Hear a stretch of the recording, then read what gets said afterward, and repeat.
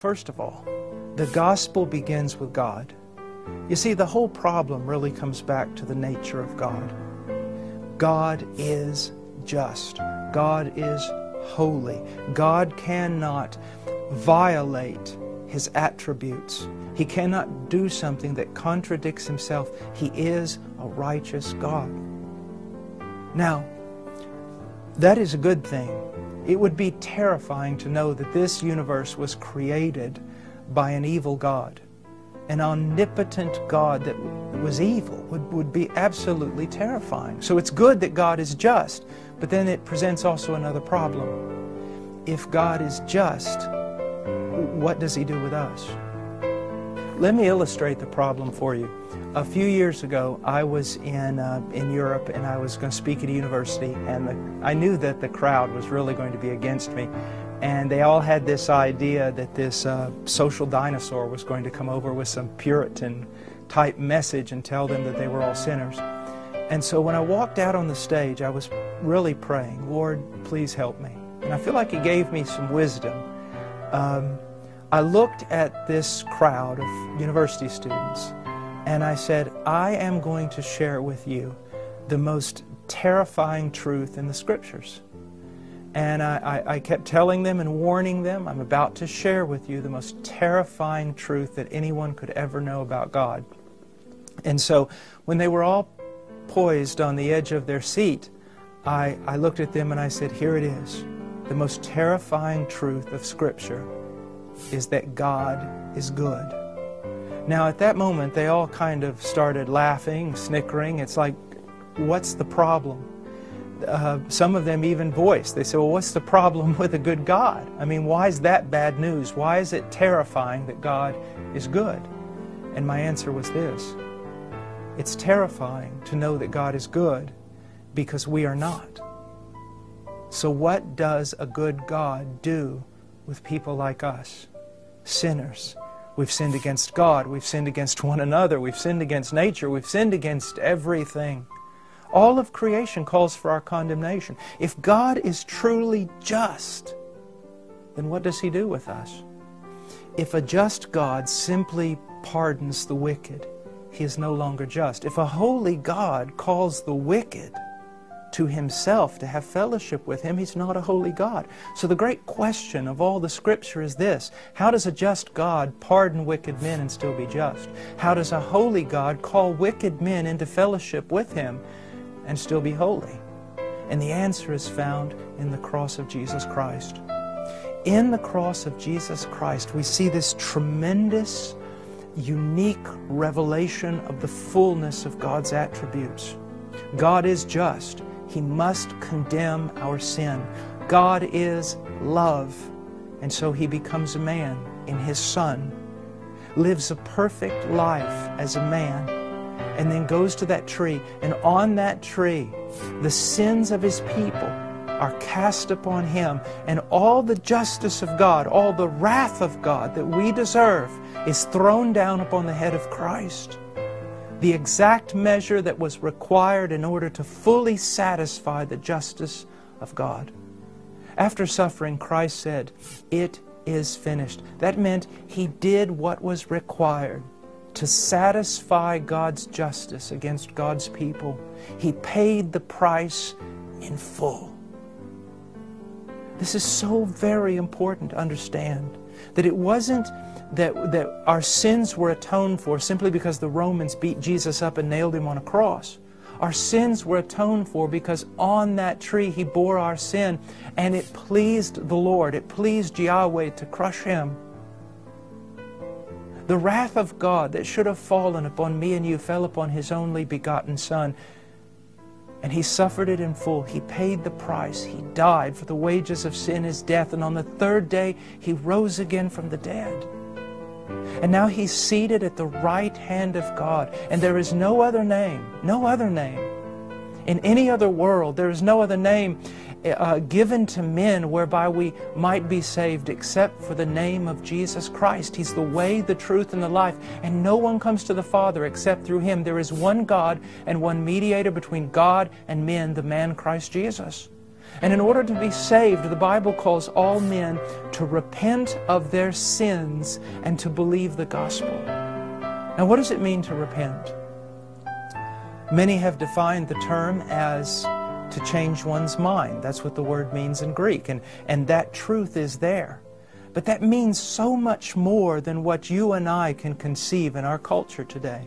You think, well, to change one's mind, that's pretty superficial. Well, it might be, but then it's not if you understand what the mind is. The mind in the Bible refers to the mind, the heart. It is the control center of a human being. It's the control center of our will, our emotions, our intellect, our decision-making process. And so what he's saying is, if you have changed your mind, everything else will change along with it. Let me give you a perfect description of repentance. The Apostle Paul, he had a change of mind. Now, when he left to go on the road to Damascus, he left with orders to capture Christians.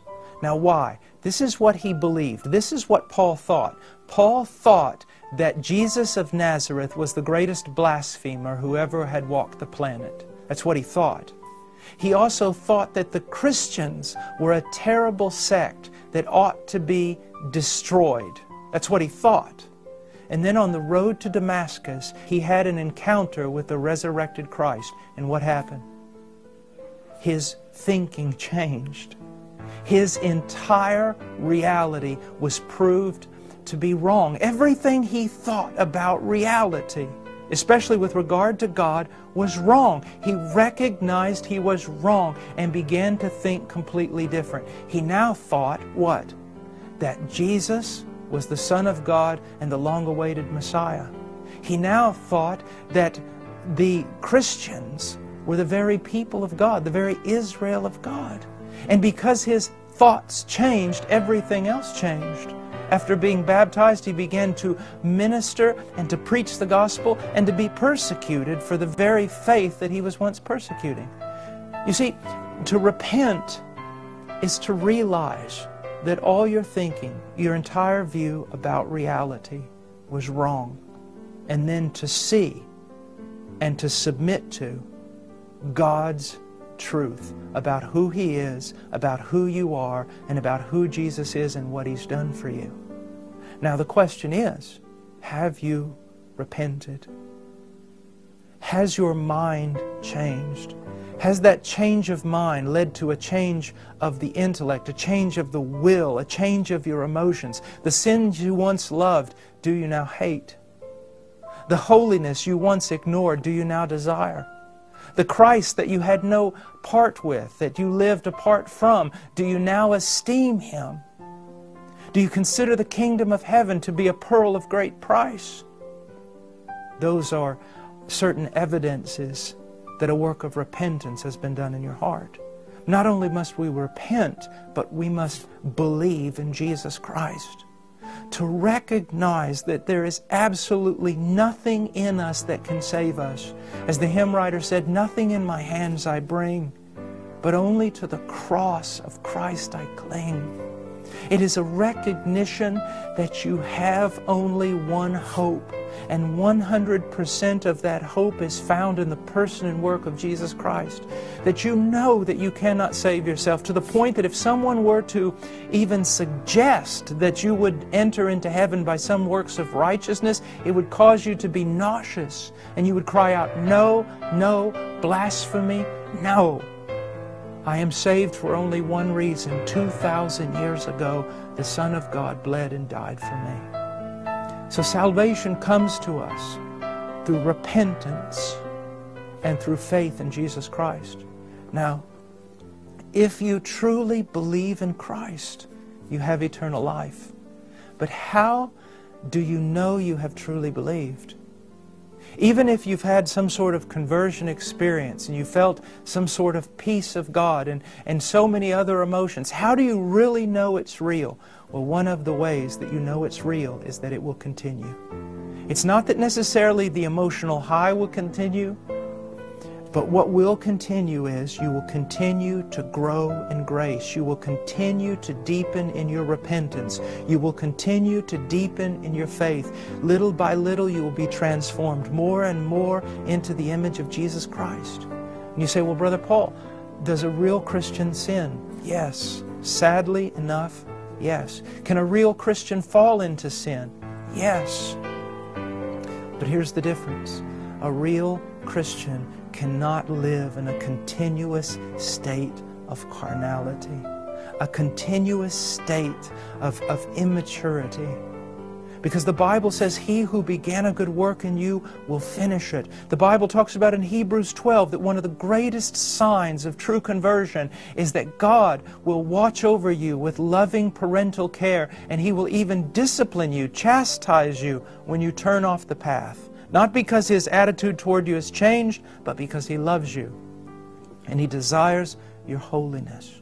You see, once you become a Christian, you become a part of God's providence, and He who began a good work will finish it. The gospel of Jesus Christ is that God is just, that man is radically depraved and worthy of all condemnation, that in order to forgive men, God's justice had to be first satisfied, and that was done on the cross, where Christ stood in the law place of His people, bore their sin, and was crushed under the full weight of God's wrath against them.